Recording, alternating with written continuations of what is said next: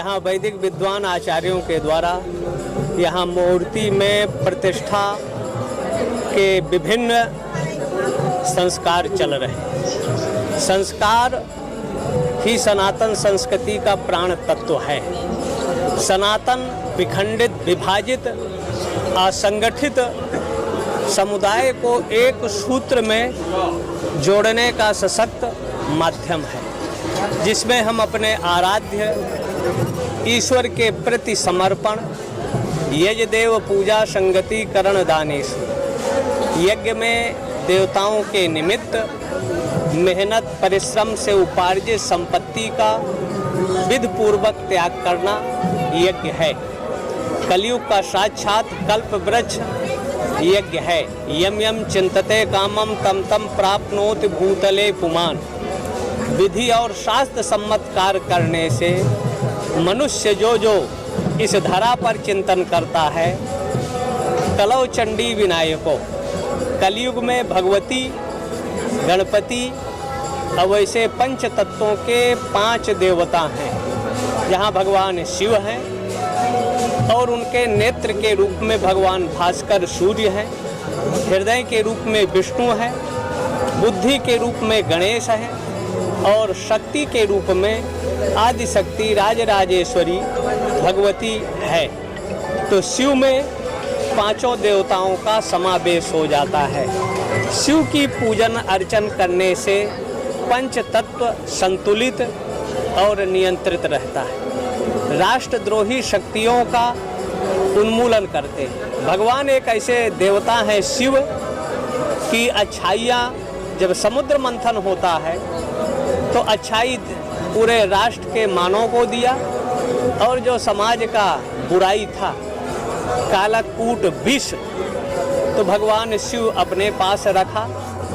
तो वैसे सामाजिक बुराइयां समापन हो तो सरकारों का दायित्व है।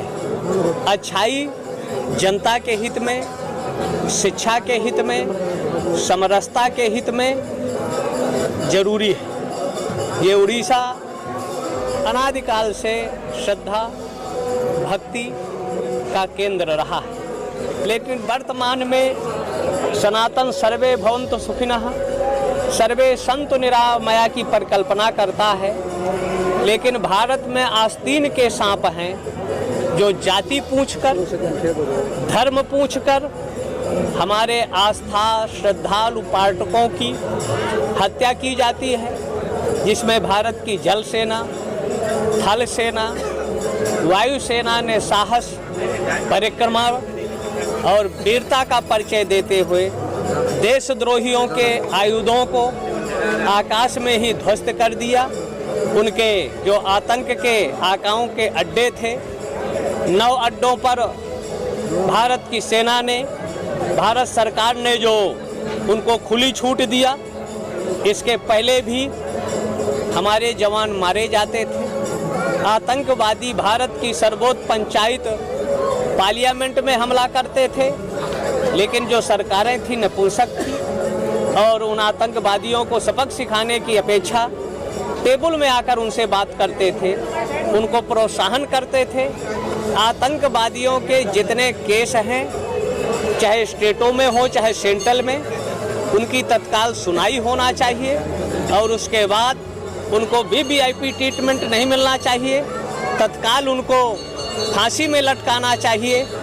और जो न्यायपालिका है इस देश की, 5 करोड़ से ज़्यादा मुकदमा लंबित हैं, तो न्यायपालिका से कोलोजियम सिस्टम ख़त्म किया जाना चाहिए और उनके लिए भी योग्यता अनिवार्य होना चाहिए। आईपीसी, सीपीसी, उनको बोध होना चाहिए।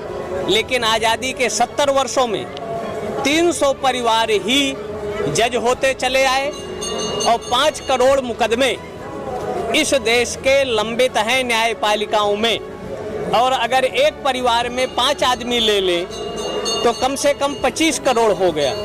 अमेरिका की आबादी 25 करोड़ है, तो भारत में जहां 25 करोड़ लोग न्याय की आशा करते हैं, तो जैसे भारत सरकार ने 370 खत्म किया, अयोध्या आस्था श्रद्धा के केंद्र में मंदिर निर्माण हुआ, सेनाओं को छूट दिया, तो भारत से कॉलेजियम सिस्टम खत्म किया जाना चाहिए। जजों के लिए भी योग्यता हो, और अगर जज भ्रष्ट है तो उन पर भी मुकदमा चलाया जाना चाहिए, उनको जेल में डालना चाहिए, जिससे भारत के अंतिम पंक्ति के व्यक्ति को न्याय मिल सके।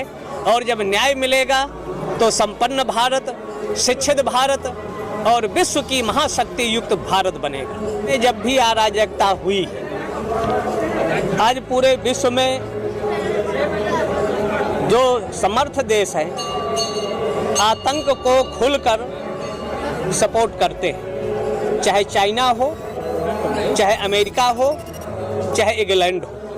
अरबों रुपया ये हथियार देते हैं, उनको विश्व मंच पर आतंकवादियों का पक्ष लेते हैं।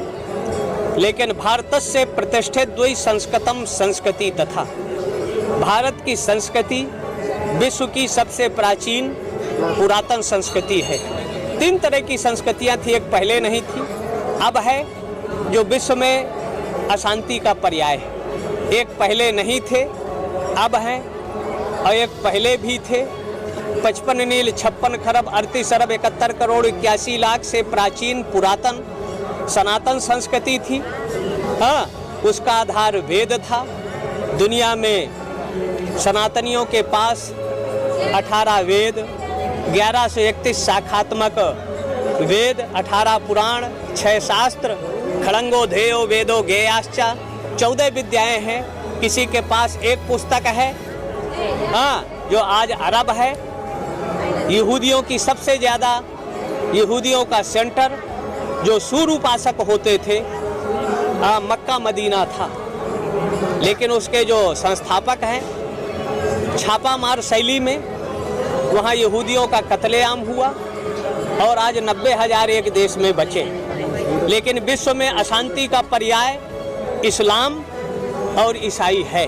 एक मीठा पॉइजन है और एक सीधे बम है। तो दुनिया को अगर बचाना है, संरक्षित करना है, तो इन 2 पुस्तकों पर प्रतिबंध लगाया जाए। यहाँ सामाजिक कार्य करने वाले लक्ष्मणानंद की उड़ीसा में कभी हत्या करते हैं धर्मद्रोही, क्योंकि धर्म से इनको नफरत और घृणा है। धर्म धारण करने वाले की रक्षा करता है, और धर्म वसुधैव कुटुंबकम, विश्व की एकता का संदेश देता है।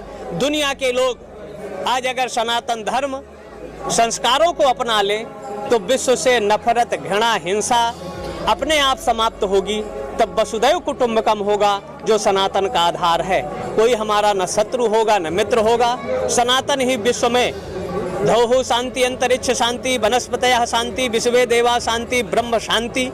दुनिया में शांति का संदेश सनातन ही दे सकती है। न राजनेता दे सकता है, न ईसाई दे सकता है, न इस्लाम दे सकता है। सिर्फ विश्व शांति का पर्याय सनातन विचारधारा, सनातन की चिंतन और भारत की प्रतिष्ठा का आधार यहाँ की संस्कृति है। LKG से MA तक कम से कम एक पाठ अनिवार्य रूप से संस्कृत का होना चाहिए। हाँ, जो माध्यमिक शिक्षा बोर्ड है या जो लोक सेवा आयोग है, जो IAS IPS में उर्दू अनिवार्य किया है, वो उर्दू समाप्त किया जाना चाहिए। अगर उड़ीसा है तो उसमें उड़िया भाषा अनिवार्य होना चाहिए। बंगाल है तो बंगला होना चाहिए। हाँ, पंजाब है तो पंजाबी हो, महाराष्ट्र है मराठी हो, आंध्रा में तेलुगु, तमिल, कन्नड़ हो। लेकिन उर्दू के पढ़ने वाले नहीं है। उसके बावजूद भी सरकार उसको अनिवार्य रूप से जो चालू किया है उसको तत्काल प्रतिबंधित करें, और राष्ट्रभाषा के रूप में संस्कृत भाषा उसमें अनिवार्य कर दिया जाए। तो चाहे उत्तर, दक्षिण, पूरब, पश्चिम, संस्कृत का कोई विरोध नहीं है। जो संस्कारों की भाषा है, जिसमें शिक्षा के मंदिरों में जहाँ ये पढ़ने वाली पीढ़ी, जहाँ डॉक्टर बनते हैं, इंजीनियर बनते हैं, प्रोफेसर बनते हैं, IAS IPS नेता बनते हैं, मंत्री बनते हैं, वहाँ शिक्षा के मंदिर पर भारत तेरे टुकड़े होंगे इंशाअल्लाह का जब नारा होता है, तो ऐसे लोगों को कुचल देना चाहिए। ऐसे लोगों को आजीवन शिक्षा के केंद्रों में प्रतिबंधित करना चाहिए। शिक्षा संस्कार से है, और संस्कार ही सनातन का मान बिंदु है।